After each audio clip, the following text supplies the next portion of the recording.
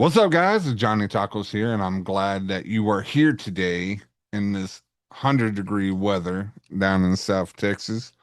Um, we got an awesome show here. We got Cody from Igniting the Sky, and we're going to talk about his testimony as well as the music that is pulsating through the world on the internets.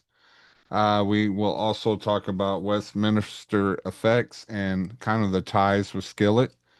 Even though I've been begging for John to come on the show, but he's a busy man. And I understand, you go out there and you disciple and you minister, you got so much on your plate, it's kind of hard to take the time to talk to little 6'6", 300-pound guy as myself. I understand, and there's no hard feelings. We're all still brothers in Christ, so maybe he'll grace our presence here soon.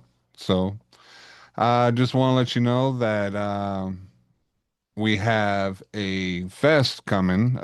Finding Hope Music Festival is coming to town, and I will have the flyers put out later on this week. So it's going to be awesome. It's a little change of an event. They're like, well, Johnny Tacos, you're a metalhead. Why are you jamming out to contemporary Christian music? I'm going to have to tell people, I have to testify. I have no problem with Christian contemporary music. It's great music. It boosts you up. It's just an awesome feeling when you're just wanting to relax and enjoy and get into that worship.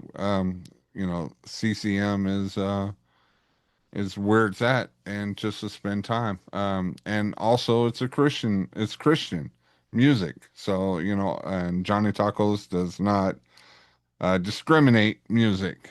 Uh, maybe new rap music, but I can I say that? I think I can. I We'll can. allow it. You know, it's my podcast. I can say what I want when I want, as long as it's PG or G.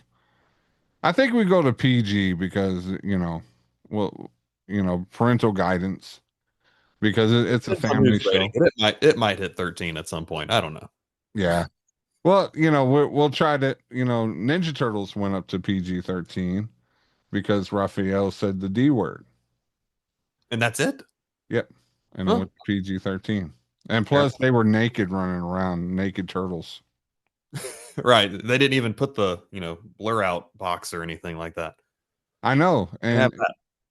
I bet you there was a whole bunch of Fuse of Ten's mothers who wrote the movie studio saying, "How dare you show that lewd content in my children's eye holes?"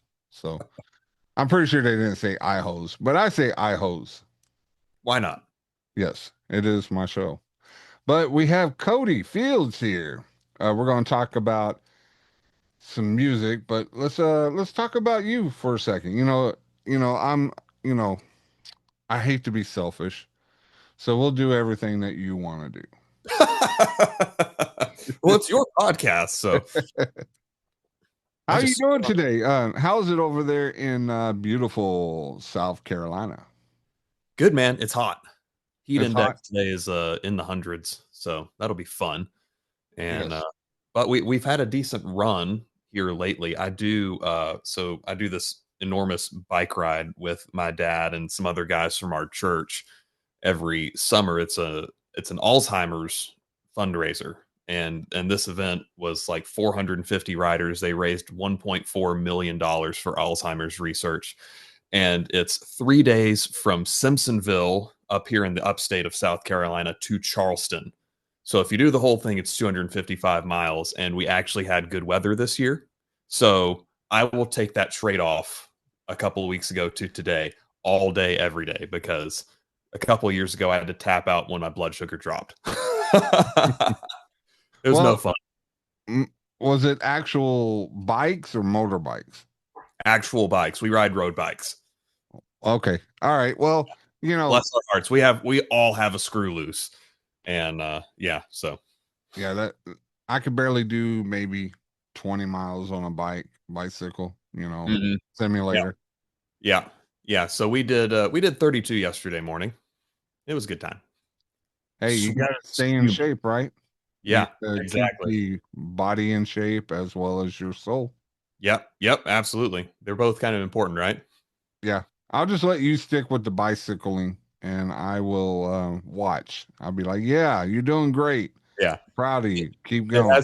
it has given me a new appreciation for what the guys are doing on the Tour de France, which is Mhm. going on right now. And it like when you climb 5 mountains and you're still doing 100 miles in that day, and then you do over 100 the next day, like it's just unreal what they're doing. It takes some endurance. It Yeah. does. And plus, if you think about it, if you're doing mountains, it's change in the altitude. Yeah. Oh So yeah. the air gets thinner. Yep.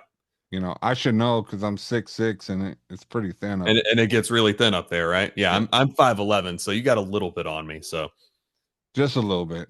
just a little bit. Yeah. So, um, so you're from South Carolina. Mhm. Are you born and raised in South Carolina?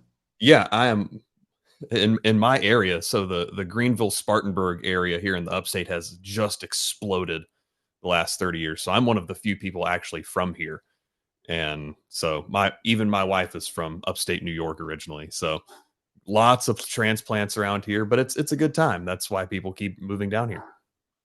And also, I've seen a huge amount on my side of the states with Texas. A lot of people from Mhm. California Oh yeah. moving down and Waxahachie. If anybody knows who Waxahachie, what city Waxahachie is, it's a train town. It was an old uh, train depot kind of town where they had. And if you go into downtown, you can still see the remnants of the um, the buildings that kind of harvested around the trains, your general stores, your banks, Hmm. and so on. Uh, it started as a small town, but it's grown so much to fill the occupancy of like the transplants Yeah. because Yeah. people, and you have to be real about it. A lot of people from California and New York, because it's a very, and I don't really like to get too political, but it's a very, very left leaning Mhm. area.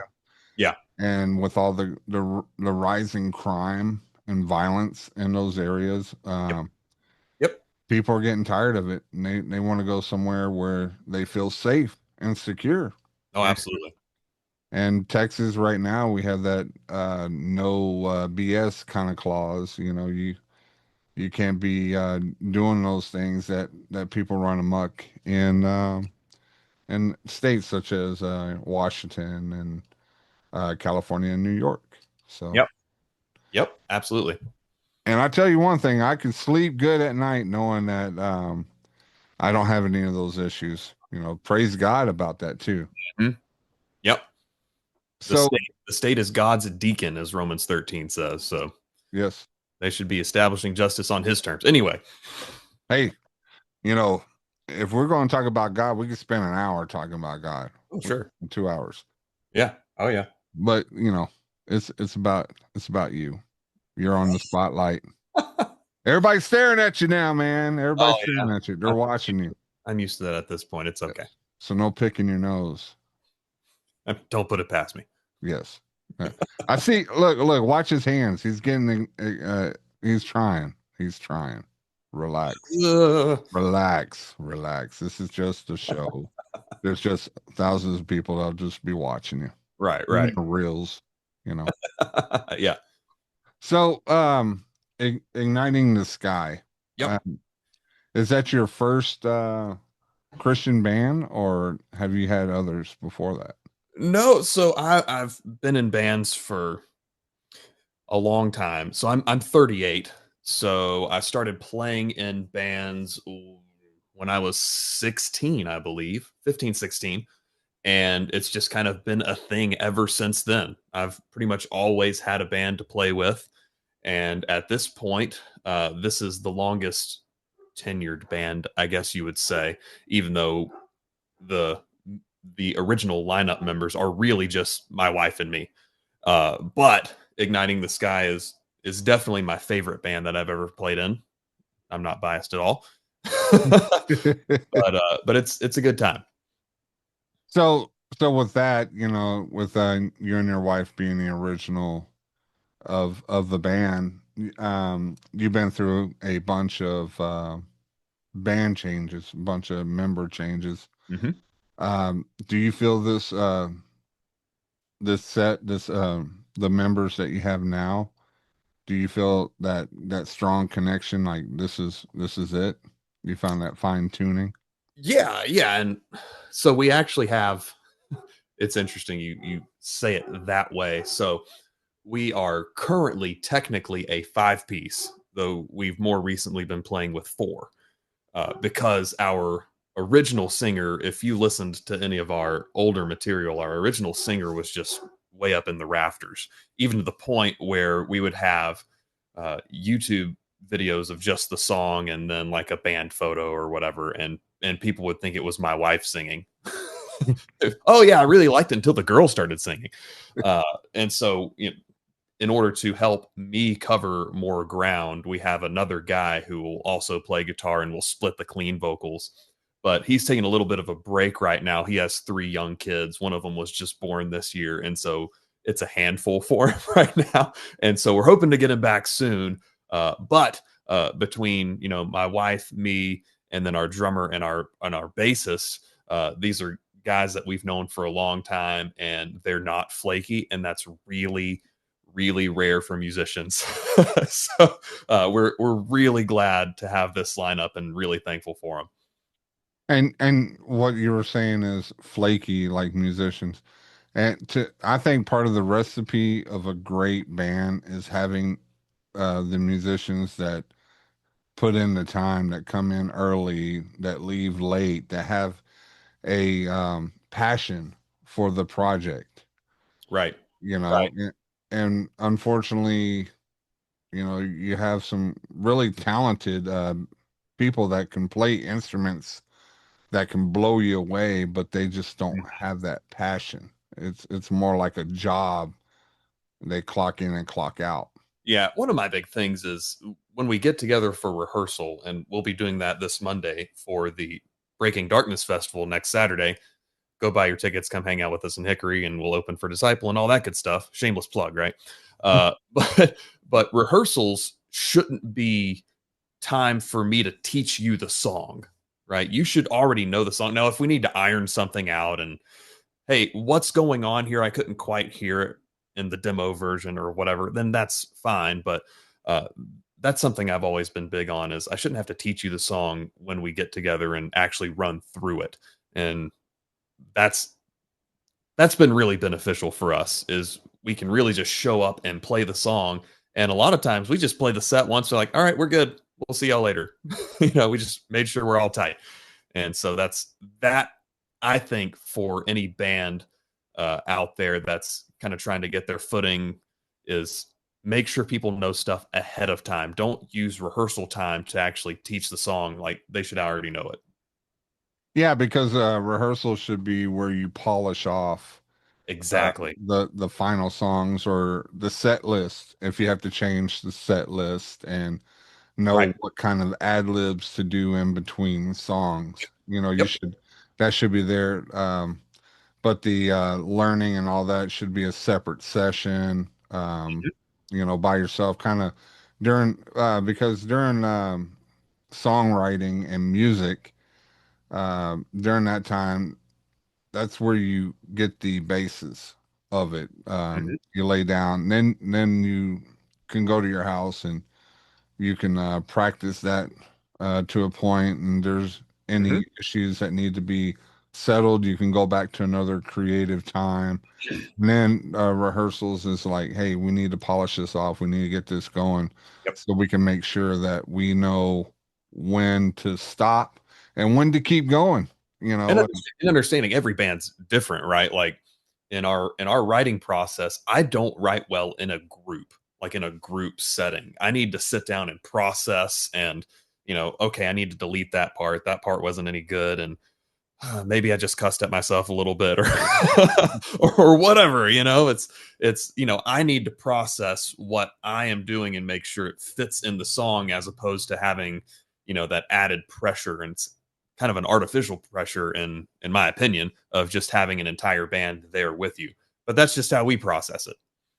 So do you feel like you're at your most highest what is that word? Come on, it eludes me. The brain is sometimes the brain goes high wire. But I you're understand. but when you're alone, is that where your creativity flows the Yeah. most?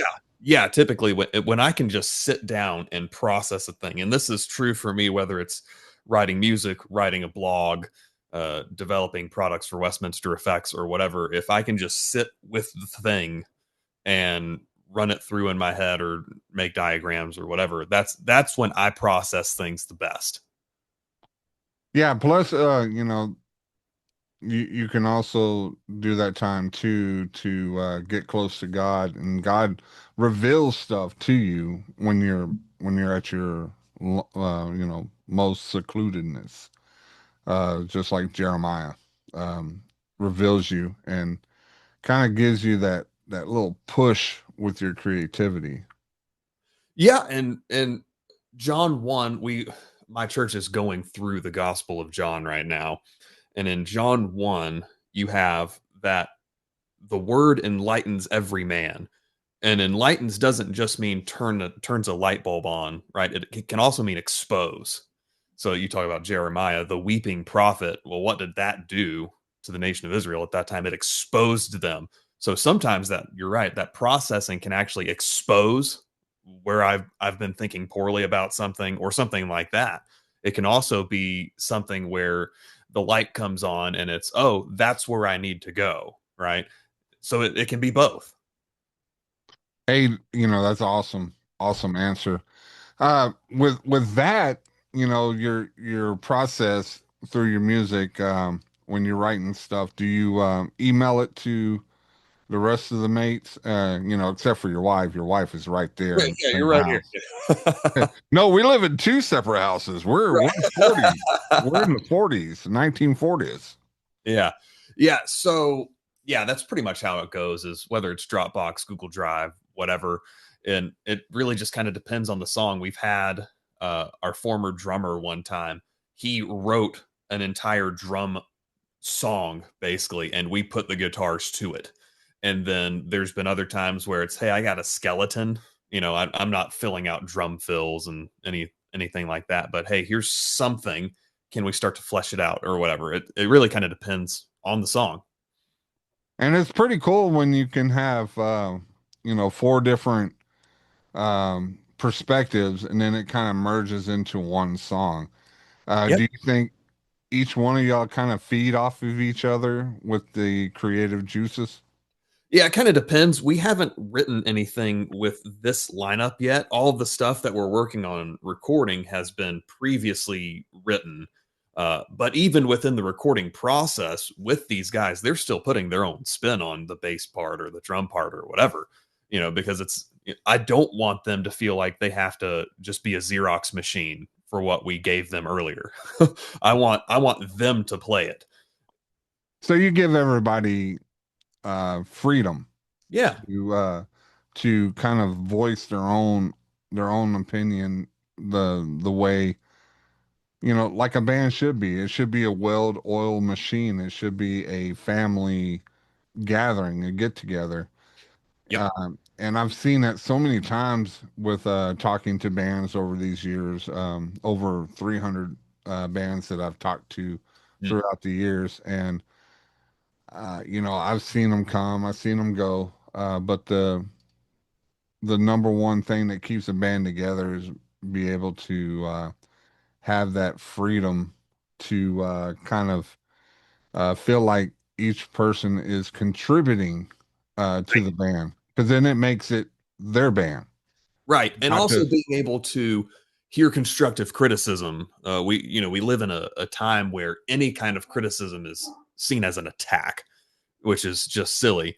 And and we need to be able to hear, hey, I don't think that part or the way that you're playing that part necessarily fits. How about we tweak it this way or something like that? And everybody in the band right now is super open to that, including myself. I am completely open to being told that I've had a dumb idea. And I need to be told that I've had a dumb idea because sometimes I do have dumb ideas.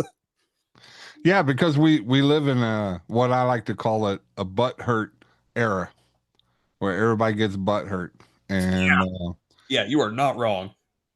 it's just it's because people are so in tune to their own vanity to actually take things in, where they are the star in the movie and everybody is just a walk on.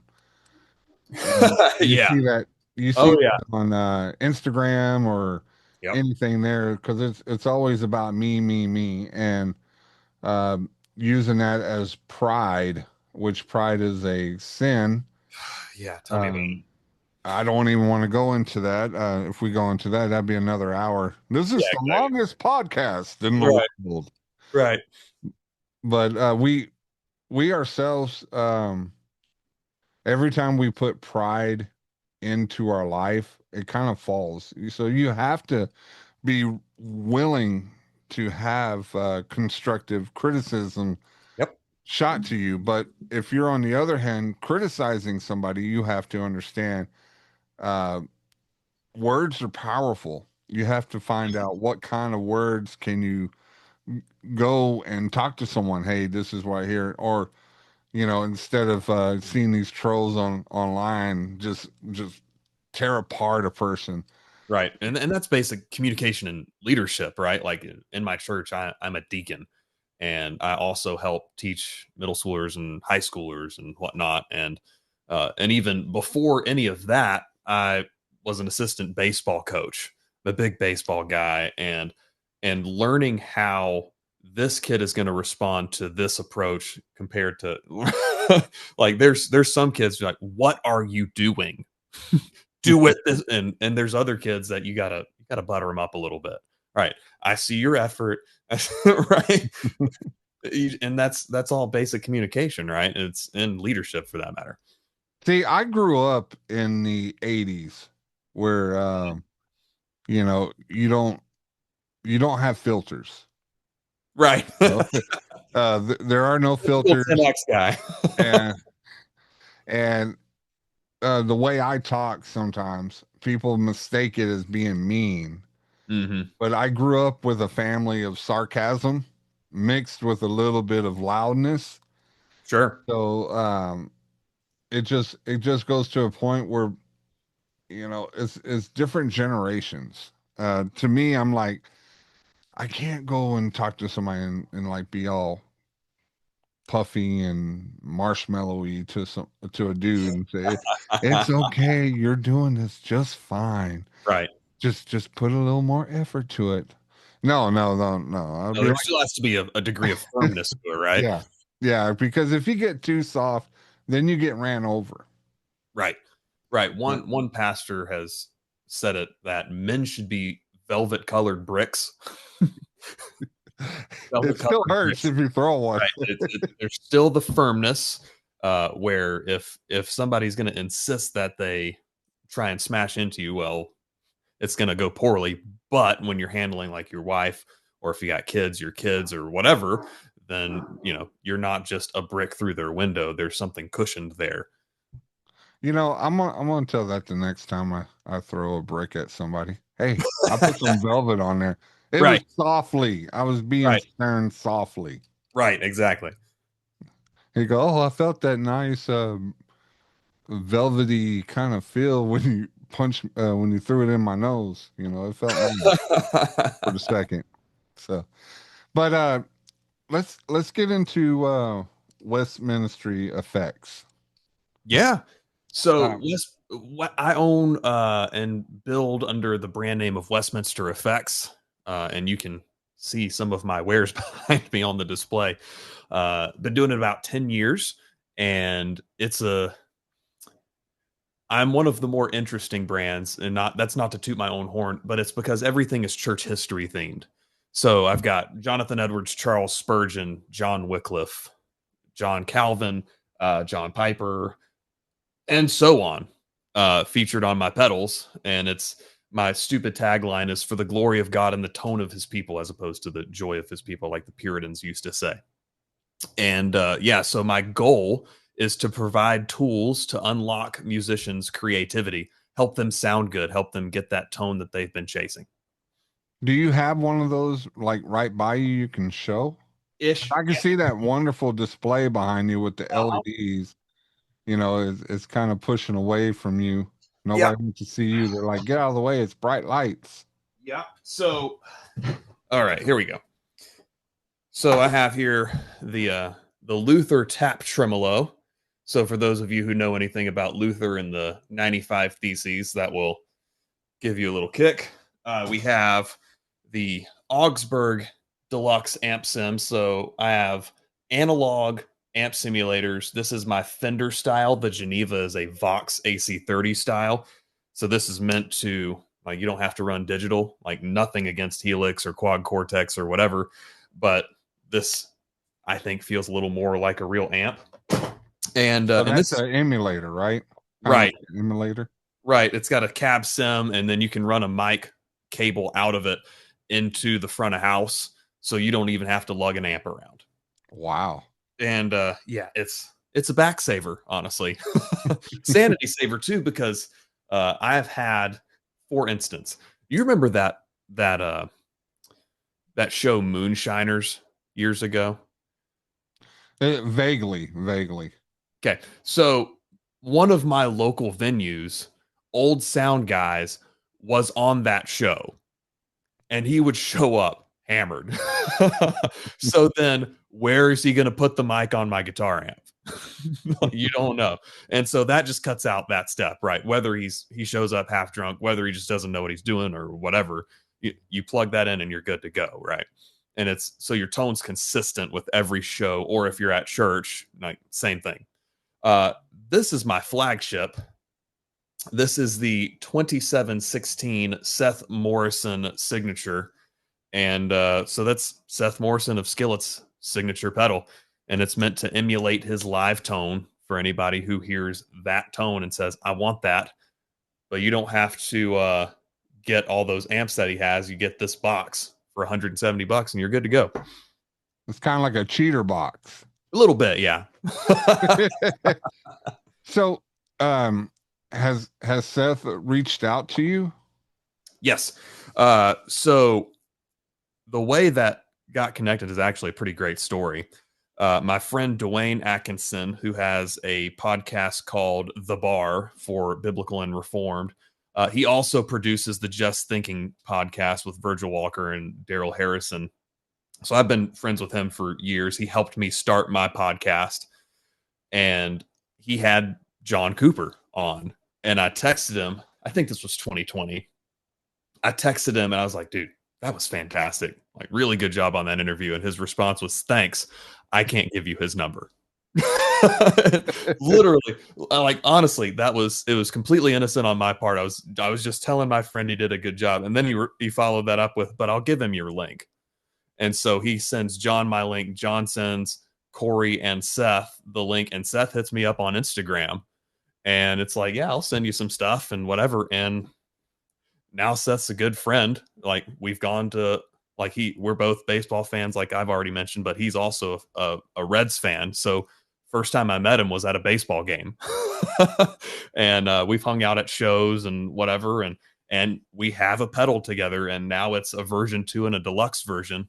And it's been really nice for the business. When you said Reds fan, I was like, well, nobody can be perfect. Right, exactly. Like me being a diehard Braves guy, like I have Greg Maddux on my wall. So Well, I wasn't going to hold that to you. No, I'm just messing with right, right, I'm like Rangers fan, so right. And y'all gave it to us last night, so yeah. I'm trying not to boast. I don't want to say we are the better team, but you are. You are this looking year. around this year, and last year Hard too. to watch the face this year. My goodness, it's so hard. Oh man. So with this the new business that you have you reached out to other celebrities? Has anybody tried to endorse the pedal? Yeah, so let me pull up my artist list. There's a decent list. It's not as enormous as someone like Electro Harmonics or Boss or MXR, right? Uh, but the doors that this has opened has been pretty cool. So currently, um, Cade Fainer, who plays with his wife Gabby Barrett, who was on American Idol. Both of them were on American Idol. That's how they got together. Joey Davis, who plays for Oliver Anthony. Ricky Skaggs has a pedal. A couple of the guys from May, Becoming the Archetype. Scott from Zayo, and so on. Oh yeah, Bob Hartman of Petra has one. So that was Bob nice. Hartman? Yeah, Really? yeah, Wow. yeah. He hit me up, and I was like, dude, you don't even have to pay for this. Steve Kabuchi from Wolves at the Gate has a couple of pedals from years ago, and I just had him on my podcast a few weeks ago. So it's just crazy how, like, I'm not I'm not being boastful or anything. I do build a good pedal, right? It's a good product, and people have recognized that, and that's really cool. And if you put your like we said about the band, if you put your passion and your heart into a product, a very stern and steady product, it's going to reap benefits because Hmm. you put that heart and soul into it, and you also you're the quality of the pedal, Hmm. it's to me, you're looking at it's very the way it's artistically, it's appealing. The way the emulators work, it's just it helps people out. You're not only a businessman, like you said, you're a doctor. You help people with their back problems. Yeah, exactly, and myself for that matter. Like I haven't run an amp at a show in a couple of years at this point, at least, and my tone got clearer when I started running my own amp simulators, and that's been more fun, honestly. I don't have to worry about all those variables. Yeah, and also, because I also had to carry up a bunch of amps helping out bands when they do our festivals. Yeah. I'm like, yeah, I think we can use more of that in there. That would help me out. That would free me up to go talk to everybody else and just have a good time and enjoy without taking hydrocodone or or aspirin or something. Yeah, we can work out a discount code for artists that play at your festivals. We can make that happen. That'd be awesome. That would be awesome. Hey, we're getting close to the end of the show. Mhm. Cody, it is an honor to meet you. Maybe you can get maybe maybe we can get together another time and have another show. We can just do this. I kind of like having this. This has been one of my best episodes. You're a very seem like a very nice guy. I try. Some people disagree with you. And they hit the recordings. I'm tired of this. I'm getting off. You're wasting my time. Yeah, yeah. You haven't seen some of the YouTube comments that I've got. Hey, I got a bunch of YouTube comments too. And if you get a lot of negativity, then you're doing something right. Probably, yeah. Yeah. There's you got to help people with their jobs, and some people's jobs are professional haters. You got to That's true. make That's sure. true. And I have gotten some of those, and I'll let you figure out why. But Is it the 250-mile bike ride? Yeah, no, it has nothing kind to of do with boasted being on the on road. every podcast in the beginning. I rode 30 miles Yeah. today I before mean the that does come show. up. It does come up a decent amount, but so the original target demographic for Westminster Effects was church musicians, Uh-huh. and I'm sure you've noticed the theological state of worship music as a whole at least the mainstream popular stuff, is kind of a dumpster fire. And so one of the things that we do every now and then is we'll just break down popular worship song lyrics. And then we'll say, is this biblical? Does this even make sense? Sometimes the answer is yes. Sometimes the answer is one, it's not biblical, and two, that's not even logical. Yeah. This lyric makes zero sense. And then sometimes songs are a mixed bag. Yeah, I don't think I would go there, and I think that would kill that song for me being comfortable singing it in church. And then there's other times where it's like, yeah, maybe if you massage it enough, you can be all right. But yeah, those are the ones where I get lit up the most, for sure. Yeah. Okay. Well, hey, man. Yeah, we need to talk more. Yeah, But I want to go out with one of your songs. What song do you recommend that we go out with? there are four lights. That one's our probably going to be the single for our upcoming EP, Voyager 1. And that's going to be part of a two-part EP. If you put them together, it's an album.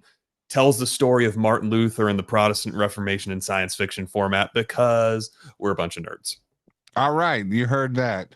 So thank you, and just hold tight. After this song, I'll give a monologue, and then I'll get on my soapbox because I want to. This is my podcast. All You do what you want. right.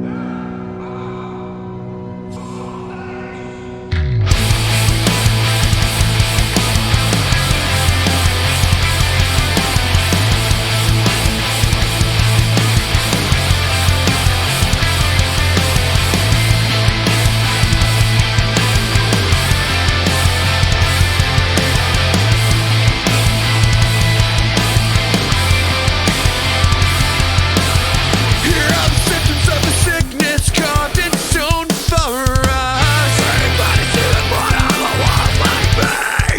Like me? Oh, it's scarring me. See the dead side of us. We think we're that we've been dead so long. Every one of us, every heart inside is fading more time. And we're just standing by. Do you hear me? Do you hear me? There's no time to wait. This is sickening. A few of us will live to see today. Come on, virus now. Push your way to life. Push your way to life. Believe the cancer. Never win if we never fight. No to the bodies, mother you. All you see, not to see. The blood is obscuring. This plague is all around us. It's spreading to our souls. I ain't the same, but I am the like you. We're not a silent voice. We're hearing the truth. It's time to wake up. Wake up now.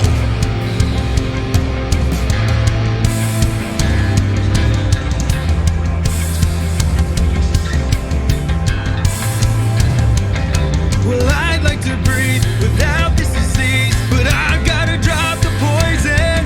'Cause the liar in me hates the liar in you. And we're still standing by. Do you hear me? Do you hear me? There's no time to wait. This is sickening. A few of us will live to see today. Come on, virus now. Push your way to life. Push your way to life. Believe the cancer. Never win if we never fight. Take it away. Burn it away. Rip it away. Take it away. Burn it away. Rip it away. Take it away. Take it away. Burn it away. Rip it away. Take it away. Take it away. Burn it away. Rip it away.